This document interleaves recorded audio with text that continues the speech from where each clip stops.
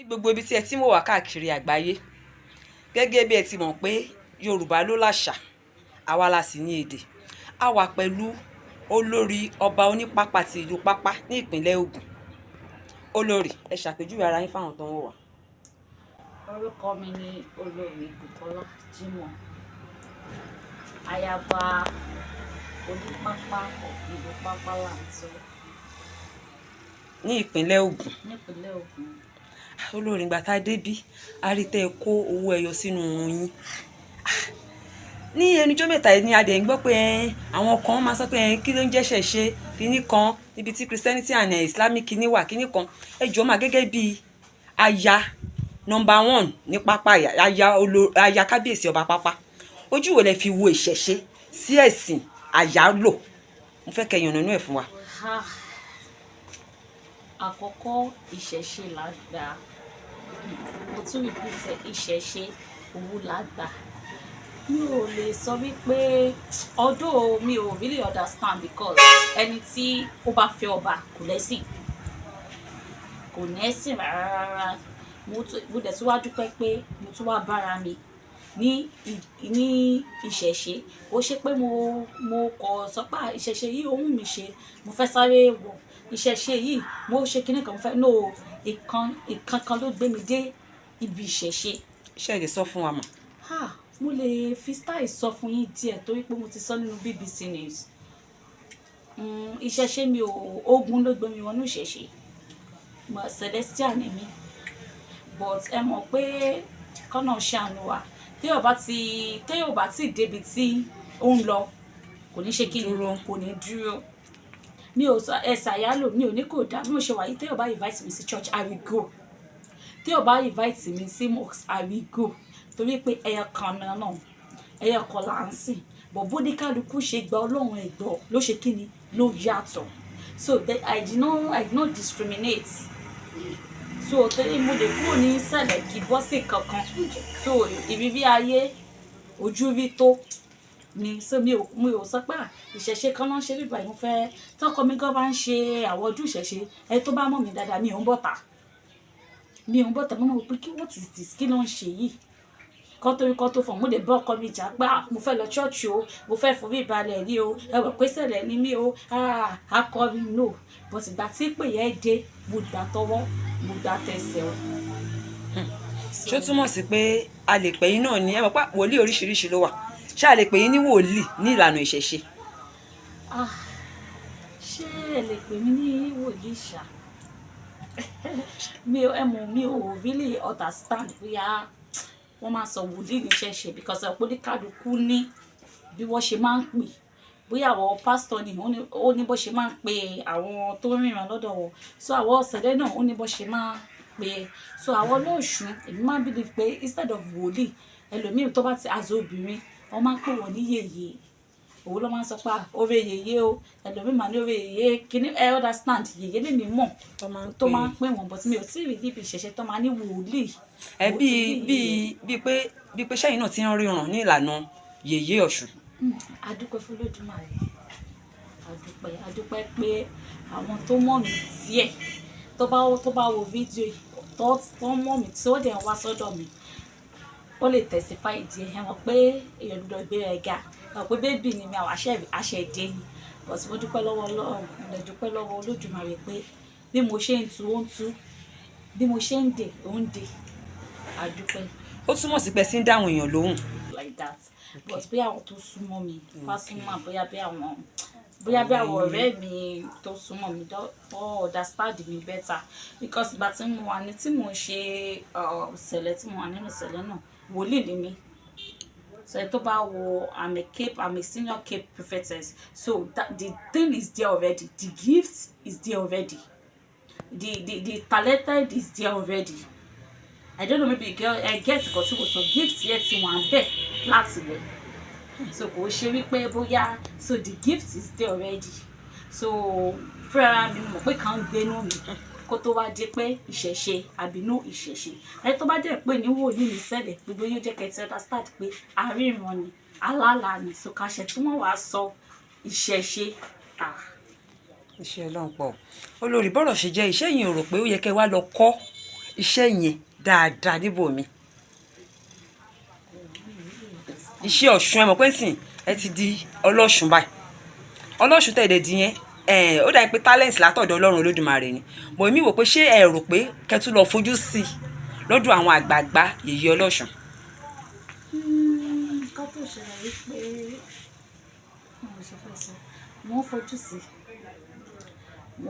sí mo kọ́ believe pé torí nínú BBC yẹn people get me wrong when I said I don't have a boss I said so because tí mo ṣe sọ pé I don't have a boss níbi ìbẹ̀rẹ̀ pé ìgbà táwọn challenges yẹn tó ṣẹlẹ̀ sí mi tí wọ́n gbé mi débi tí mo máa dé from Sẹ̀lẹ̀ tí mi ò mọ anything tí mo dẹ̀ kan bí i 40 tí mo understand so ibi tí mo ti ń sọ pé mo ò ní boss understand àrí yẹn òun nìyẹn pé mi ò mọ kíní so ìgbà tí mo dẹ̀ débẹ̀ I started you don't understand what I'm saying kò sí bí o ṣe máa wà kó má ní mentor kò sí bí o ṣe lè wà kó má lọ ọ̀gá it's not possible I have a boss mo ní ọ̀gá ṣé ẹ lè dárúkọ wọn. mo fẹ́ àìdúrókọ mi so mo ní ọ̀gá so mi ò I don't know maybe so that thing that phrase àwọn èèyàn wọ́n miss it's not good I have a boss. Ìgbà tẹ́ wá boss of all bosses. Wow, ọkùnrin ni wà bòbìnrin. Mo náà kò ní obìnrin. Tẹ́lẹ̀ tó bá fẹ́ ru yín lójú báyìí ẹ pé wọ́n. So ìyẹn nǹkan tí mo sọ níbi bẹ́ẹ̀ some people did not really get ọ̀rọ̀ yẹn. So I have a boss mi dẹ̀sùn náà rẹ̀ kan tó jẹ́ olórí ni òun náà oníṣẹ̀ṣe. So tí kọ̀ọ̀kan bá mú mi lójú olórí alpha báwo so I have a boss kò possible kí wọ́n máa ní boss it's not possible so I think people get me wrong in that aspect. Ẹ ṣé gan mà ìgbà tí ẹ wá di oníṣẹ̀ṣe ojú wo ni kábíyèsí wa fi ń wò yín láàfin tọmọ yín pé wòlíì ní í ṣẹlẹ̀ tẹ́lẹ̀ ṣe mo ti wá di pé ẹ ti ń kó owó ẹyọ ẹ ti ń ṣèṣẹ̀ṣe yẹn ṣé wọ́n fara mọ́ pátápátá.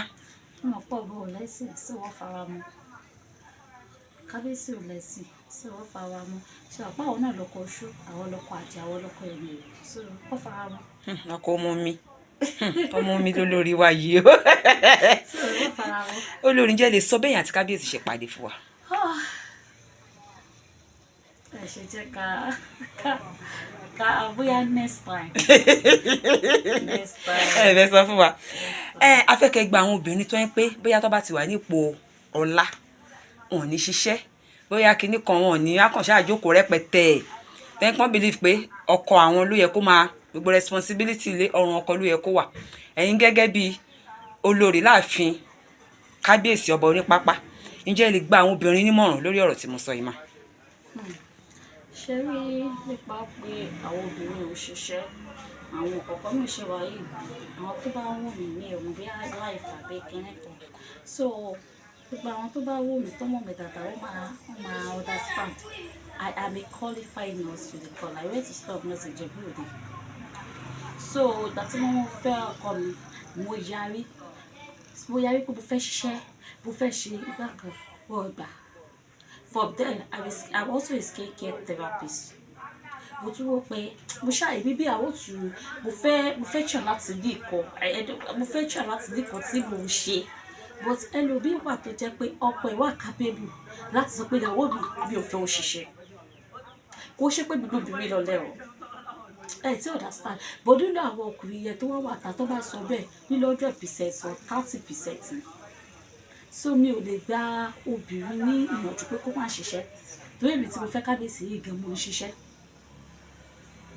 ń ṣiṣẹ́ débi pé ìgbà tí mo rí pé kábíyèsí ò fẹ́ gbà kí n ṣiṣẹ́ àwọn tó bá ra organic lọ́wọ́ mi they will tell you better mo máa online mo máa daṣẹ́ mo ti dé o ẹ wá bá mi ra para o ẹ wá bá mi mo sọ di online business mo sọ àwọn tó bá mú mi dáadáa wọ́n máa sọ pé òótọ́ ni mo sọ di online business ibà mo ti ta para mi. àtọ̀ṣẹ́ tó fi tewétegbò ṣe tó fi egbògi ṣe azin tó fi nǹkan ìbílẹ̀ mi ò sọ pé spiritual àwọn bíi turmeric garlic everything in combination organic. kò ṣe pé olórí ń ṣe oògùn ìfẹ́ràn o kọ́ máa lọ máa ní ó yá àfẹ́ lọ ṣoògùn fẹ́ràn lọ́dọ̀ olórí organic lólórí ń ṣe àti cream o fẹ́yìn tí ẹ bá kun patẹ́fẹ́ kí skin máa glitter ṣe rí bí skin olórí náà ṣe ń glitter báyìí ẹ ṣe gànmọ́ olórí gẹ́gẹ́ bí ìyàwó kékeré là fi kábíyèsí tọ́ba tí kábíyèsí bá jí lọ́la mo ti fẹ́ fẹ́ yàwó ilé ẹ̀já rẹ̀ báwo lẹ ṣe fẹ́ fi fẹ́ yàwó ilé yìí.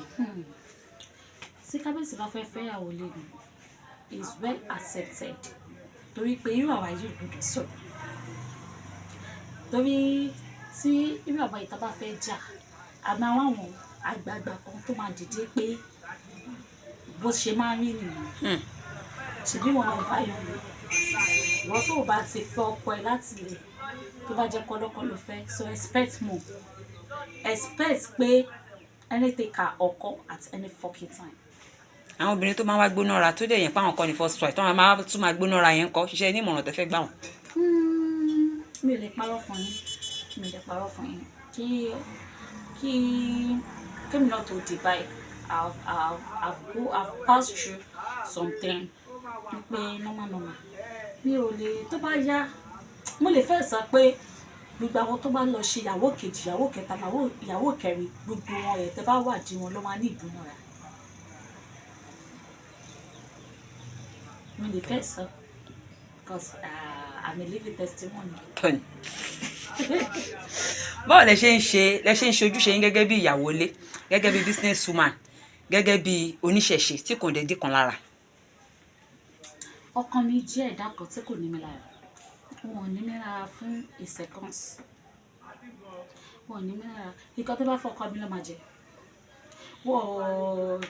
ìgbà bí ìgò tí bá poṣẹ́ lọ́wọ́ bóyá mo ṣe organic tí mo poṣẹ́ lọ́wọ́ fúnra ọdọ́ bá ní ṣé ọkọ mi ti ń bá mi bó ṣe jẹ́ kábíyèsí tó tábàjọ wà ní yàrá ọkọ mi ìgbà mi tó bá rí pé iṣẹ́ yẹn pọ̀ ó máa jókòó ó máa bá mi nu cream àjọ wọn máa lọ para so when you have understanding husband you believe pé you are good to go ọkọ mi nǹkan tí ó ṣe easy fún mi mà lóòótọ́ àti I've passed through some stages ṣe bá gbọ́ BBC news ẹ̀ dáadáa but ẹni tó bá ti ọkọ mi èmi ò rí wọ́n gẹ́gẹ́ bí ọba torí pé ká ní wọ́n máa ń wúwo ọba yẹn sí mi personally I believe pé by now kò jẹ́ kí sí ní ilé yẹn mọ́ kò jẹ́ kí sí lọ́dọ̀ mọ́ kò jẹ́ kí sí ní ibi bẹ̀rẹ̀ mọ́ I saw him like a father he is a father no he is a father ẹ̀bùn táwọn èèyàn máa fi wọ̀wọ́ pé ọba no tó ìyàwó mi kí ni ti ń pọ̀ ọ́ nígbà mo lè ẹ̀dẹ̀ ṣe kó tó wá di pé I believe my kó tó wá kọ́ ṣọ́ọ̀bù fún mi mo mọ̀ pé bóyá títí bóyá the next month a máa open it but is it tó bá rí pé iṣẹ́ yẹn pọ̀ fún mi mo má dáná mo mọ indomie jẹ mo mọ̀ ń jẹ ó ní indomie bíi ti báwo ó yá ó rí pé àwọn kọ́sítọ́mà wo bó ṣe ń pè ẹ́ bó ṣe ó máa assist mi ìgbà ọkọ mi nígbà mi tẹ́ bá bá níbi tí ọkọ mi tó ti ń bá mi gún ọṣẹ so ẹ bá máa rò pé ṣé kábíyèsí lélẹ̀ so he is a father he's not I do not see him as a husband he's a father. àwọn míì dẹ̀ lọ ṣe first wife àwọn míì àná àwọn ò lè fẹ́ married man wọ́n lọ ṣe first wife ọ̀n dẹ̀ rírù kí ẹ̀yìn ṣẹ̀ mọ́. ṣé yóò mọ mi ò mo kéré kan àti mo fẹ́ ọkọ mi I was just 22 years ìgbà tí mo fẹ́ ọkọ mi kí ó dà mí ò mọ̀ pọ̀ balẹ̀ ní tí mo fẹ́ with disguise tí mo ṣe sọ fún yín pé ọ̀nà yẹn pọ̀ ìgbà tẹ́ bèrè lọ́wọ́ mi pé báwo ni mo ṣe fẹ́ ìgbà tó rí mi wọ 5 months ni mo ṣàmọ̀ pé ẹni tí mo fẹ́ ọba ni oyún rẹ̀ kò ṣeé ṣe mi ò mọ̀ pé ká ní mo mọ̀ ní kó sí kí mi lọ sá so but ẹ mọ̀ pé ibi tó yẹ bá dá mi sí ibẹ̀ là ń gbé so mo dẹ̀ fẹ́ gba àwọn obìnrin I personally mo fẹ́ gba gbogbo wa àti ẹ̀mí tí mo sọ̀rọ̀ yìí níyànjú wípé tí gbogbo wa bá ti believe pé men are polygamous in nature gbogbo obìnrin láyé a máa ní rest of mind kódà ọmọ bíbí inú wa tàbí ní ọkùnrin men are àwọn ọmọ wa gan dà polygamous tó jẹ́ ọkùnrin men are polygamous níjọ́ tó bá ti mọ̀ pé àwọn ọkùnrin dà polygamous in nature we have rest of mind kò sí bá ṣe fẹ́ ṣe ọkùnrin mi màmá sọ fún yín pé ṣé kò wù bá jẹ ráìsì lọ ni ṣé kò wù má jẹ̀bà kò sí bá ṣe fẹ́ ṣe àti pé à ń gbóná ra à ń ṣe kíní kan yìí kí ni káwọ̀ first wife ṣe o ṣé tí tó bá jẹ́ bó ṣe gbóná ra nìyẹn ṣá máa wọlé ẹ jẹ́ ká lọ lùlẹ̀ ẹni tó bá ti ń fẹ́ ẹni tó ti lọ́kọ tó ti jẹ́ pé ó ṣe bí ìyàwó kejì ìyàwó kẹta ìyàwó kẹrin I believe pé ó jẹ́ kó mú first wife yẹn gẹ́gẹ́ bí mother bí mama because kò jẹ́ kó rí àzọlógún ẹ̀ because tẹ́ni ẹ bá tó pọ̀ ìdídàkudà kò lè wọlé ò lè fẹ́ kò lè tó step fẹ́. So ẹ ṣe gan-an a fẹ́ kẹ́ súre fún gbogbo àwọn tó ń wò wá káàkiri àgbáńláyé. Mo súre fún gbogbo ẹ̀yin tí ẹ̀ ń wò wá o ìjọba Tinubu yìí bó tẹ̀ ṣe rí bákàbákan á tún wà lára o àárí tiwa ṣe ń bẹ̀rẹ̀ àní wá sáré báwọn náà jà wá rárá àní bá ọjọ́ lọ́jọ́ lọ ọjọ́ tí ebi bá ń pọ̀nù àní jáde ajé ògùn onísọ̀gbòdì á fi lè wá ṣe gbùgbé ránṣẹ́. ẹ ṣe gan-an.